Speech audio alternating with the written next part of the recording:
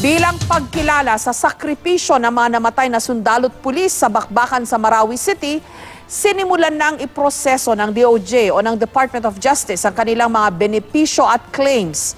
Tila naibsa naman ang pananabik sa kanyang pamilya ng isang sundalong nasugatan sa bakbakan nung nakapiling ang kanyang anak sa ospital. May exclusive report si Marisol Abduraman. June 2 na mapasabak sa gyera sa Marawi City si Corporal Jeffrey Panesa ng Philippine Marines. June 9, natamaan siya ng bala ng M16. Kritikal si Panesa nang dalhin dito sa Camp Evangelista Station Hospital.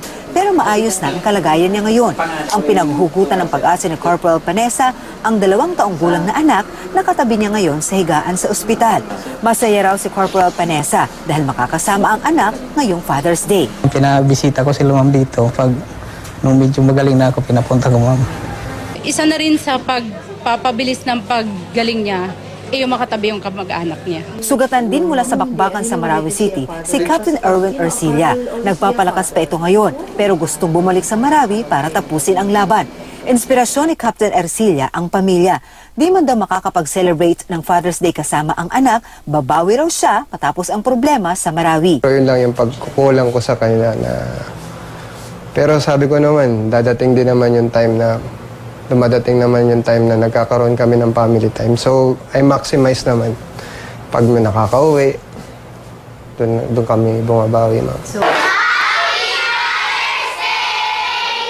Sa Ayala Central School sa Zamboanga City, gumawa naman ng mga card ang mga anak ng sundalo para maipakita ang kanilang pagmamahal. Ayon kay Dennis Alegre, nalulungkot daw siya tuwing kumakain. Madalas magkain kami sa kapatid ko at nanay ko. Palagi ako malungkot. Bakit ka ba ganun? Wala tatay ko dito. Ang isa naman, pinag-iingat ang kanyang ama. Magdasal. Para gabayan sa Diyos. Samantala, tuloy pa rin ang pagdating ng mga sugatang sundalo sa nagpapatuloy na bakbakan. Nasa 59 na ang namatay ng sundalo at pulis sa Marawi City at mahigit 50 sundalo na ang sugatan. Bilang pagkilala sa sakripisyo ng mga sundalo at pulis na nagbuwis ng buhay, sinimulan ng proseso kahapon ng Department of Justice ang mga benepisyo at claims ng mga sugatan at nasawing sundalo at pulis sa Marawi City.